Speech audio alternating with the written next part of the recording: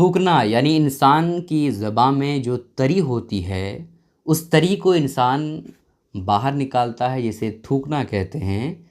तो इंसान तो थूकता है, लेकिन अगर कोई टॉयलेट में थूकता है, टॉयलेट के अंदर बाथरूम में थूकता है जहाँ पेशाब पखाना किया जाता है, तो क्या ये जायज़ है या नाजायज़ है? इससे शरीर पर, जिस्म पर क्या कुछ असर पड़ता है और इसकी हकीकत क्या है? आज मैं आपके सामने यही बातें पेश करने वाला हूँ। चूँकि दोस्तों ये बातें बहुत ही इम्पॉर्टेंट है, बहुत सारे लोग गलती करते हैं और इस गलती का खामियाज़ा उन्हें बाद में भुगतना पड़ता है। तो ये बातें बहुत इम्पॉर्टेंट है, आप ज़रूर इस मसले को सुनें और दूसरों को भी इन बातों के बारे में ज़रूर बताएं। देखें दोस्तों, आपको पता है कि थूक एक पाक चीज़ है। क्या? पाक है, पाक, नापाक नहीं है। इसलिए कि अगर थूक नापाक होता तो नमाज में हम सूरे वगैरह पढ़ते हैं, कुरान मुक़द्दस की तिलावत करते हैं तो ज़ुबान से थूक निकलता है, समझ रहे हैं? इसी तरह से कुरान की हम तिलावत करते हैं, कुरान मुक़द्दस को सामने रख कर के पढ़ते हैं तो थूक वगैरह थोड़ा बहुत निकल कर के कुरान मुक़द्दस में लगता है। तो अगर थूक नापाक होता तो ऐसी कैफ़ियत में ये बिल्कुल जायज़ ही नहीं होता कि आप नमाज की हालत में थूक थोड़ा बहुत निकल जाए तो आपकी नमाज होती ही नहीं।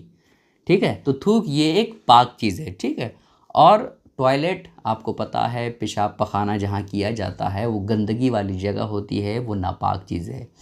तो एक इस्लामी नज़रिए को आप थोड़ा बरतरफ रखें कुछ लम्हे के लिए। इस्लाम इस बारे में क्या कहता है, आप उसे अभी सोचें ही ना, बल्कि आप एक अक्लमंद इंसान की तरह सोचें। क्या कोई अक्लमंद इंसान ये गवारा कर सकता है कि कोई गंदी वाली जगह में कोई पाक चीज़ को मिलाए? ये कोई मुनासिब, ये कोई अक्लमंदी की बात है? बिल्कुल अक्लमंदी की बात नहीं है, समझ रहे हैं?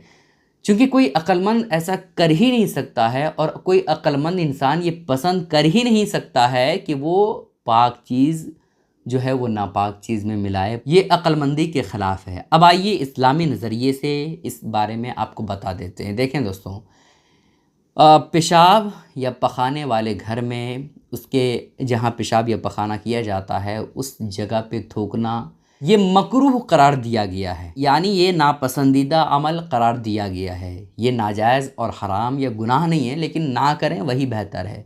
इस हवाले से एक और बात आपको बता देता हूँ।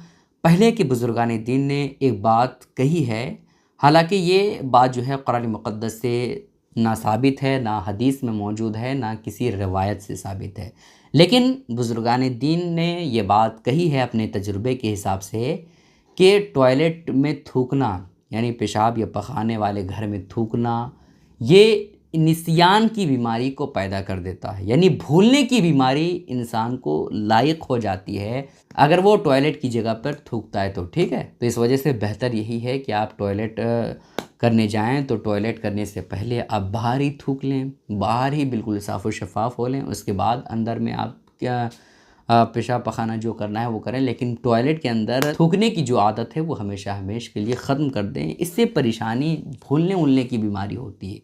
इन बातों का ख्याल ज़रूर रखिएगा। इस क्लिप को दूसरों तक ज़रूर शेयर करें। अस्सलामु अलैकुम रहमतुल्लाहि व बरकातुहू।